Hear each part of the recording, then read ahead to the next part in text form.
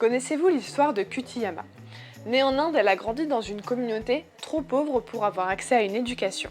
Dès son adolescence, elle est donc mariée, puis elle s'occupe de sa famille et de toutes les corvées que cela incombe. Mais Kutiyama a toujours voulu apprendre à lire. Alors un jour, elle décida de prendre des cours du soir auprès de son voisin, jusqu'à obtenir une certification quelques mois plus tard. Kutiyama était alors âgée de 104 ans. C'est une belle histoire, mais qu'en est-il vraiment? N'y a-t-il pas un moment où nous sommes trop vieux pour apprendre? Vous écoutez Culture G, votre dose de culture gérontologique pour comprendre les vieux. Ce podcast vous est proposé par Sociogérontologie en partenariat avec l'action sociale d'AG2R La Mondiale. Tout d'abord, pour apprendre, vous avez besoin d'un cerveau fonctionnel. Certes, on met un peu plus de temps pour traiter l'information quand on vieillit. Mais si vous n'êtes pas atteint d'une maladie qui affecte vos neurones en les condamnant à une mort certaine, alors votre cerveau est en état de marche. Le problème quand on vieillit, c'est que l'on pense qu'on ne peut plus, que notre cerveau tourne au ralenti et que donc il ne serait pas assez performant pour réussir quelque chose. C'est un peu le même problème quand vous souhaitez vous remettre au sport, après une longue période d'inactivité.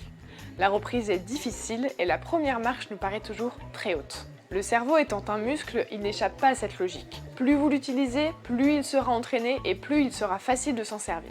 Moins vous l'utilisez, plus il perd de sa consistance. Mais heureusement, comme le vélo, ça ne s'oublie pas. Donc un cerveau, c'est bien. Un cerveau entraîné, c'est mieux. Mais ça ne suffit pas.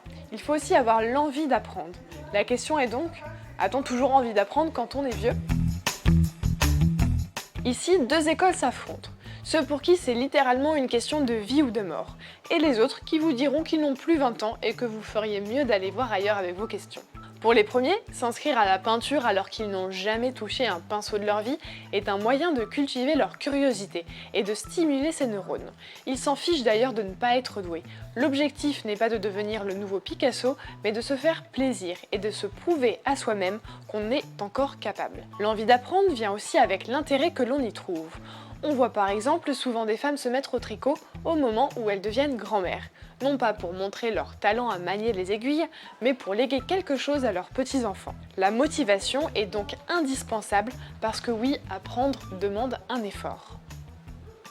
Quant au second, la raison pour laquelle ils ne se lancent pas dans un nouvel apprentissage est que justement, le fait qu'ils n'en ont pas de bonnes raisons. Vous n'allez pas apprendre à votre grand-mère à utiliser une boîte mail si ce qu'elle aime, c'est discuter avec vous par téléphone. Par contre, si elle est passionnée de belote et qu'elle a perdu ses coéquipiers, vous pourrez peut-être la convertir au jeu de cartes en ligne.